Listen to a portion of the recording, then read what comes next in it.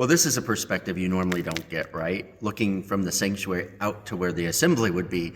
But in the church here, we're now looking out here just so you can see the beautiful floor that they put in. And Billy, can you tell us a little more about what it takes to put this sort of flooring in? Amazing. Yeah, the complexity of the floor. I talked to the foreman, and he was telling me that they've laid over 1 million square feet of terrazzo, and this is one of the more complicated. Of course. Our church has to be the most complicated place, right? Yeah, with the radiuses, the bands, the color change. It takes 15 steps to get it to where it's at. There's one more step left. That's just above what's here. And the radius of the church will be done. Hello and welcome to St. John Newman Roman Catholic Church. I hope you all feel at home here today on this beautiful Sunday.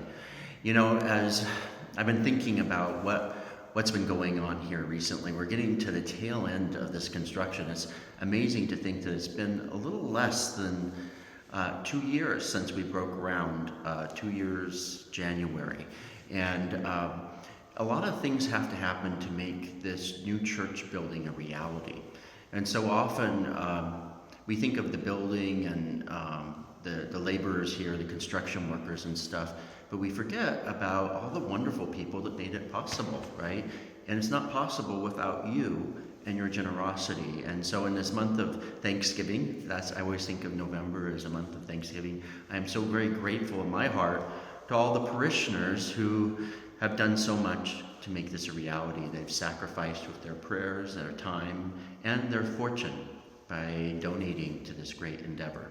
Here I am in the Blessed Sacrament Chapel, and you know, it's a work in progress, but just imagine coming up here shortly, they'll be putting stained glass window. It's going to be the image of Jesus breaking the bread in the Emmaus account in these mullions. And right in front of it here is going to be a tabernacle. It's about 6 feet tall. It's pretty impressive.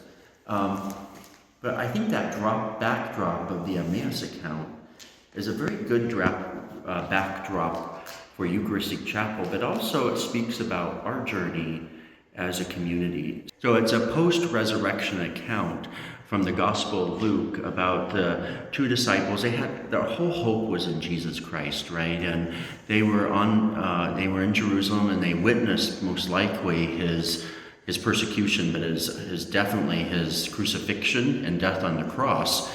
And their hopes were dashed, crushed. They were despondent, and then they're leaving town because there's no reason to stay any longer.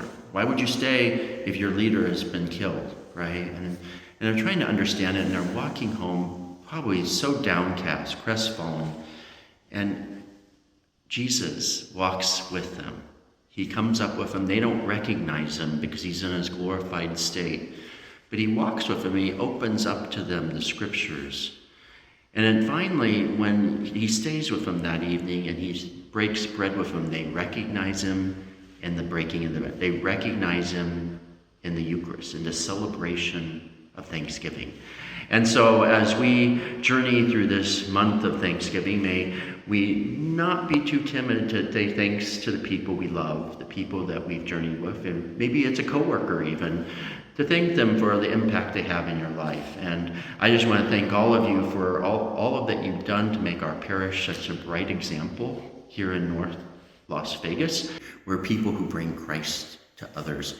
So I just want to encourage you to remain faithful, steadfast. Don't lose hope like those disciples. Jesus is walking with us on the journey so we can continue to be that bright light, so that we can be truly a welcomed, transformed, and generous community. God bless you, and I hope you have a wonderful week.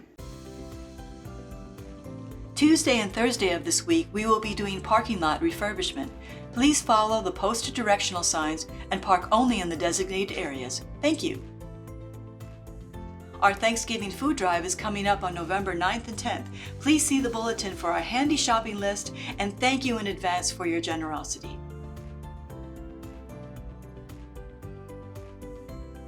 Training for new altar servers is coming up November 9th and 10th and 16th through 17th. Information on how to sign up for the training is in the bulletin. It's First Sunday, and that means there's coffee and donut hospitality in the youth room after the 8, 10, and noon masses. Stay in the know and take a copy of our parish bulletin on your way out of Mass today, and have a blessed week.